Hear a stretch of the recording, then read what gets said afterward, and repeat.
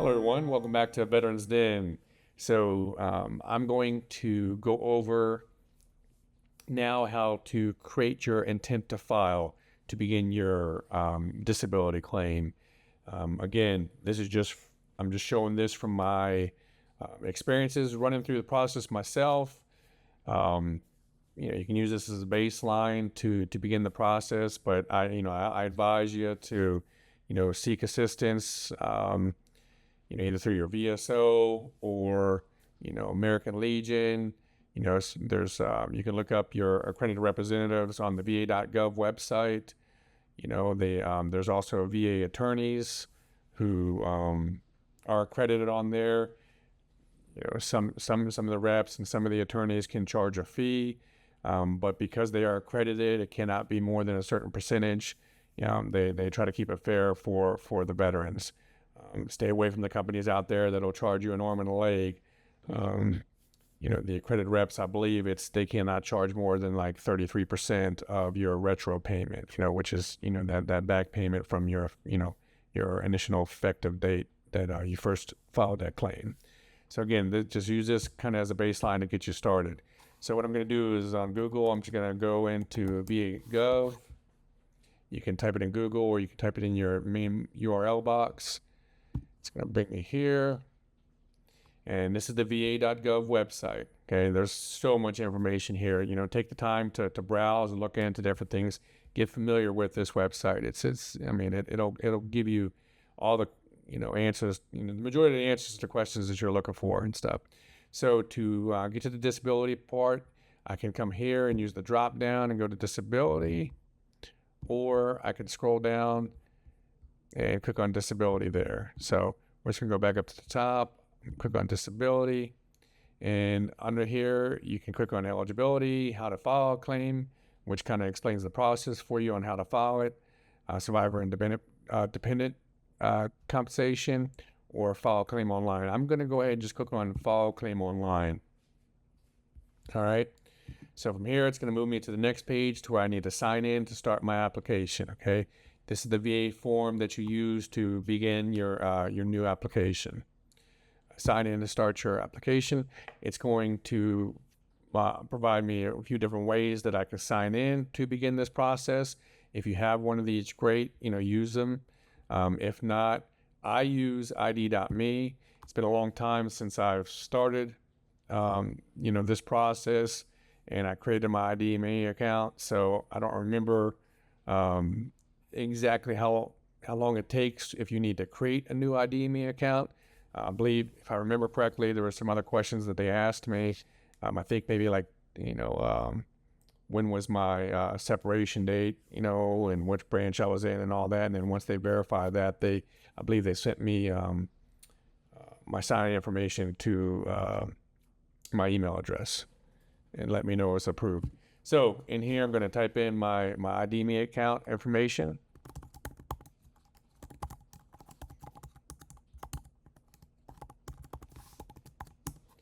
Then it's going to give me a 2-form factor that I need to input just to verify my identity. And as soon as I get it,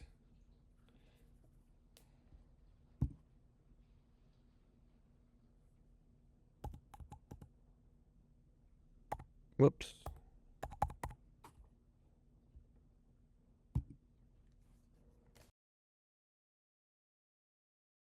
And after it verifies, it's going to bring it back to the VA.gov website. All right, so now that it's verified, it's going to ask me, a few questions. Am I on active duty right now? Yes or no? I am not, so I'm going to be selecting no. But if you are, and you're getting ready to separate, if you can start this process once you're 90 to 180 days out, you can begin that process if you're getting ready to separate within that time frame or retire.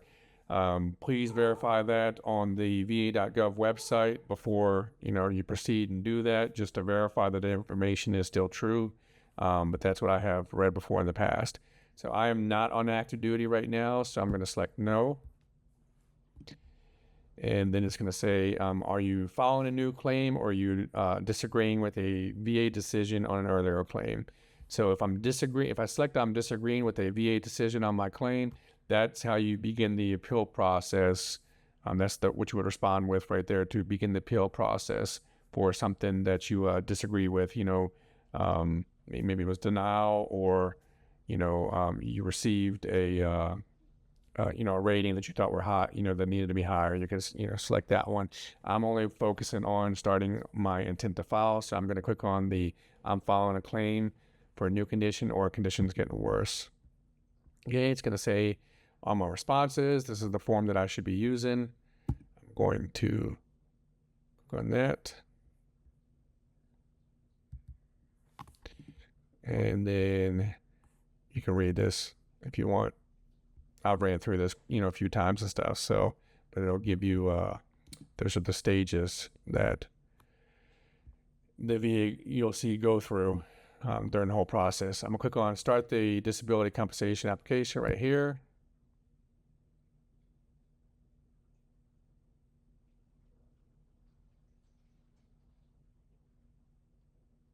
All right.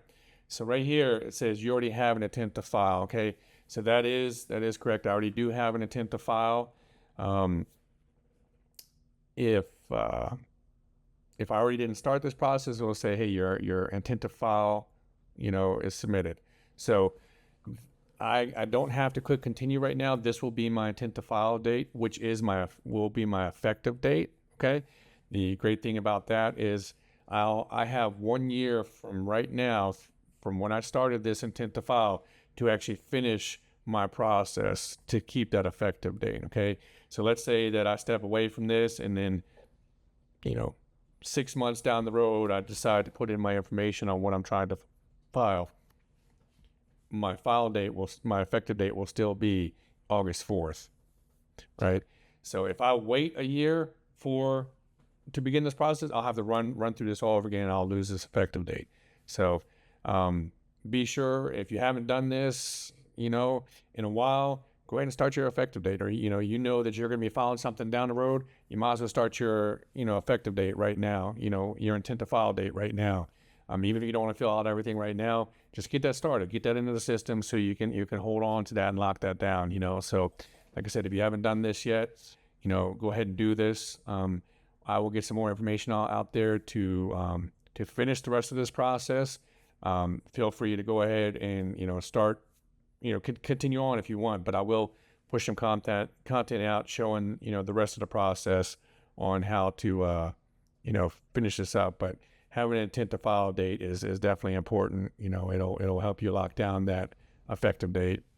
Like I said, so if we started this now, and in 6 months from now, I decide to go ahead and finish this out, and I submit everything, and then let's say another 4 months down the road, they approve everything, they'll have to backdate that, the full 10 months for my retro pay, and your effective date will still be August 4th. So it's definitely great to have. Be sure to do it.